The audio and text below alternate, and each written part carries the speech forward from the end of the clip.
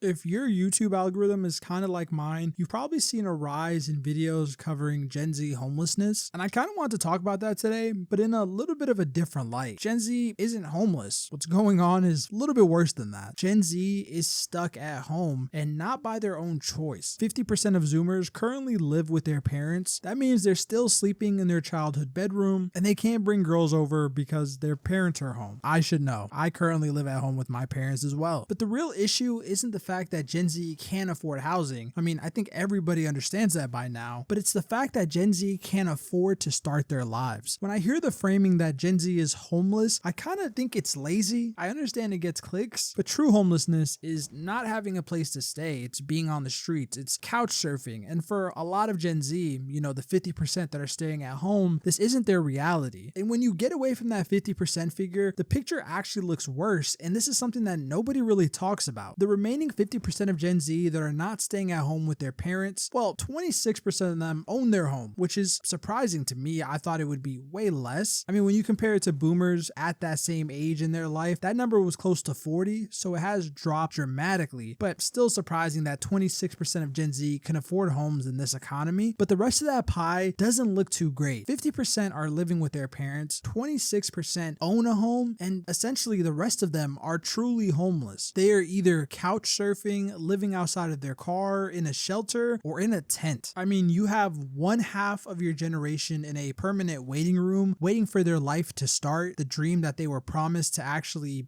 show itself. And then you have a quarter of them who are just aimlessly roaming the world, trying to find some footing to build a life. While you do see some videos on social media showing that the homelessness that some people are experiencing is by choice, some people want to live a nomadic lifestyle, hit the road, and not have to put up with endless bills and obligations. But at the same time, a lot of those people that find themselves living out a car or a shelter or even a tent, it wasn't by choice. I mean, as tough as life is at the moment, I think we do sometimes forget about our situation and how grateful we actually are. That's why I try to be empathetic to everybody's struggle in my videos, and I never try to talk from a higher than thou place. But I'm lucky to even stay with my parents because I know there's a lot of people who don't have that same ability. They were either kicked out or their parents weren't alive to take care of them, and life for them looks a lot differently than it does for me or even a lot of my peers. And the people who are guilty of this the most have to be the boomers, because I've never met a generation who can't accept responsibility for anything. And I feel like every insult they throw at Zoomers or even millennials is really a projection of how they feel about themselves. And you hear all the criticisms of Gen Z that they're too lazy, they don't want to work, and they're so soft. First of all, who raised them? And second of all, we're trying to operate in a life with veteran difficulty. You're getting penny pinched from everywhere. You're priced out of essentially every market. I mean, the housing market is bad, but even the car market, people are priced out of. And when you ask somebody to take your problem seriously or to just not give you the middle finger, you're met with just constant disrespect with every issue you bring up. And this is where the weird dynamic starts to show itself. When the generation that's supposed to be taking over their parents' responsibilities and starting their life, bringing children, buying homes, and actually adulting is unable to do that, there is this level of pressure put on the system that nobody wants to acknowledge because it really does spell bad things to come. Boomers can't really work at the same rate that they worked at. You have 10,000 people becoming 65 every single day, and by 2030, a lot of them are going to need long-time care. So this dynamic of having your children be stagnant, not able to start a career and achieve the heights that you once did, purely for the fact that you want to keep your thumb on the system, is going to cause some ramifications that I don't think anybody is able to accept. While some people have started to point the red flags of a housing market crash, that's not true. But what is true is that housing markets across the nation are starting to do something weird, and something the government tried to not let them do for a very long time. And it's not just in America, this is a global issue going on right now, but the value of homes are starting to drop, the sharpest drop in over 9 years. Just this year alone, they've dropped 2%. While we're not in any danger zone and boomers aren't freaking out, people are starting to notice, to the point that our president is saying that, hey, I don't want to drop home prices, I want to bring them up. And when the corporate class is talking about their plans in the open this loudly, you know there's some triggers being set off. Why is this a problem? I mean, if you're a Zoomer and you heard this, or even a millennial, you probably started smiling at the fact that home prices are going down. But if you're a boomer, then all that paper wealth that you had is going to disappear healthcare, and you're not going to be prepared on how to handle it. This will cause effects on our entire system. You're going to go from the top 10% who are funding the system essentially and doing all the consumption to feeling the pain that the rest of America has been feeling for years now. But that's not really where it ends for the boomers' pain. At the same time that home prices were rising, very quietly in the back, healthcare and the costs associated with it were also skyrocketing. And healthcare in America is not really something that is handled very well, but this is something that has been ignored for decades, and especially in the past 5 years, because hey, number in portfolio goes up, so all my stresses are nothing to worry about. But I've seen more and more the talk of healthcare and just elderly care in general has started to come back into the spotlight, and I think it's little too late. At the same time the boomers were gaslighting their children on being lazy and not working hard enough, they also ignored the fact that those same children that they were trying to put out on the street are probably going to be their lifeline to elderly care as they get older. As we have 10,000 people turning 65 a day, and the federal programs that they use to get healthcare like Medicaid being on life support and greatly underfunded in every state that you look at, this puts the arrogant class in a very weird position where they might actually have to ask for help. This is not really a surprise to anybody. As absurd as the housing market is, you realize that the prices that people are asking for homes are not what they're selling at least not anymore. You could go on Zillow right now. I mean, I do it pretty often because I try to imagine the home that I could afford one day. But you realize some of these houses that were worth $200K in 2019 and are going for $400K today have been sitting on the market for over a year. And when you take in the whole picture that you have overinflated home prices and they're not moving, you realize that nobody is actually wealthy. Boomers are just comparing fake numbers with each other. And that's really the funniest part of it all. Because as bleak as it seems for Gen Z, I think we're young enough to find some way out of this. I know the light at the end of the tunnel is something that is very hard to see right now, but having an able body and a will to continue to live is something that boomers can't really say that they have. I mean, I have a cousin opening an adult daycare for this exact reason. I kid you not. It is literally called an adult daycare. And he was doing studies on the market around him. He lives in LA, and he realized that the increase for these type of daycares and solutions for the elderly are going to skyrocket in 5 to 10 years and are currently doing so because they're only getting older. And the cost of these places are not cheap. A private nursing home room can run you up to $128,000 a year. And if you go with the cheap option, you're still looking at $26,000 a year, essentially meaning any equity you have in your home now as a boomer will almost certainly go to the support that you're going to need at the end of your life. And this is the point that the boomers have been missing, that Gen Z has been trying to wake up the world to. The system that we are working in isn't a system that is healthy or beneficial to really anybody. It's one of illusion and fake security, when in reality it's stripping you of your livelihood and your earnings. We've commodified and have turned everything into a subscription-based life, and that doesn't just stop at your Hulu account or your car payments. That also goes for your end-of-life care. That $400,000 house that you refuse to sell to your children, or,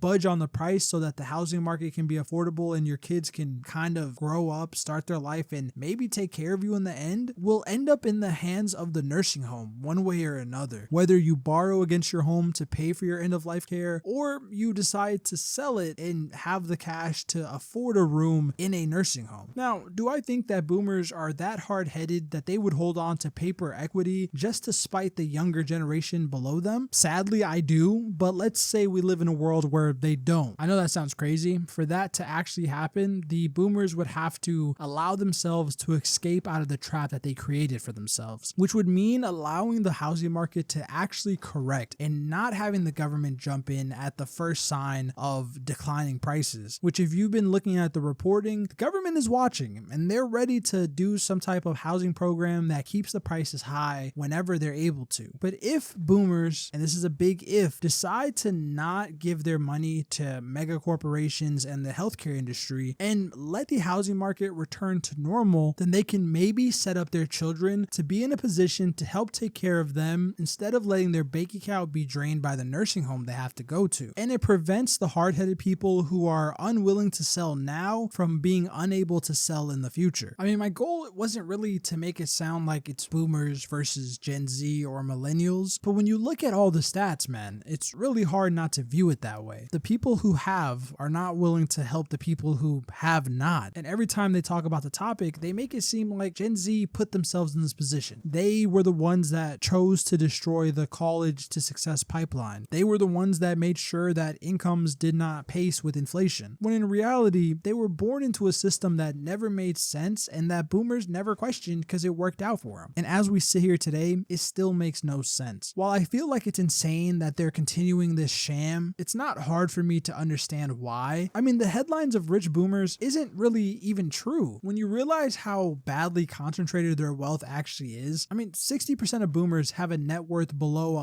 $185,000. These were not the boomers that were investing into their stock portfolio or took their finances seriously at all. I mean, I know YouTubers that are in their 20s who have a higher net worth than that. These were boomers who literally skated by and got lucky that their house increased 4x value. And when you realize that, you kind of understand the defensive nature and why they are the way they are. This inflated housing market is their retirement program. Without it, they would be sitting at work till 70. Because as dystopian as it sounds, retiring at 65 for most boomers is a luxury. And that's why you're seeing an increase in 65-plus-year-old adults working jobs like Costco and still applying for jobs on LinkedIn. I mean, on the bright side of all this, if you work in healthcare or are thinking about pursuing healthcare, you're guaranteed job security for a lot of years to come. The same boomers that were telling you work harder, pick yourself up by the bootstraps, will be begging you to change their sheets at $40 an hour. In the same way you see a McDonald's every 20 miles is going to be the same way you're going to see these elderly daycares popping up. Greed usually hits a wall, and when it does, it's not pretty, and it's not something I'm wishing on that generation, but every time we try to have a peaceful discussion about economics and how the youth is struggling in this country, whether it be education, opportunity, or just lacking hope, you're met with nothing but disrespect and gaslighting. And you know, it gets to a point when you have mega corporations like Blackstone and BlackRock almost eager to get out of the housing market, you know there's huge red flags that are going to be popping up soon. Bankers don't care about anybody else but themselves, and when they're offering, literally telling you, hey, we'll leave the housing market so only real families can buy homes, you know that that market is in trouble. And that's where we find ourselves today. I hope what I'm predicting does not come true, but maybe we'll revisit this topic later down the road and see if the cracks are starting to show more than they already are, but I hope that I'm wrong. If you agreed or disagree with anything I said in this video, let me know down below in the comments. Are boomers going to wake up to the world that they created, or is this just all nonsense and hopium that I'm putting into the air? If you haven't already, like and subscribe to join the channel. Every subscription feeds my dog an extra dog treat. And with that being said, thank you for tuning in. Until next time.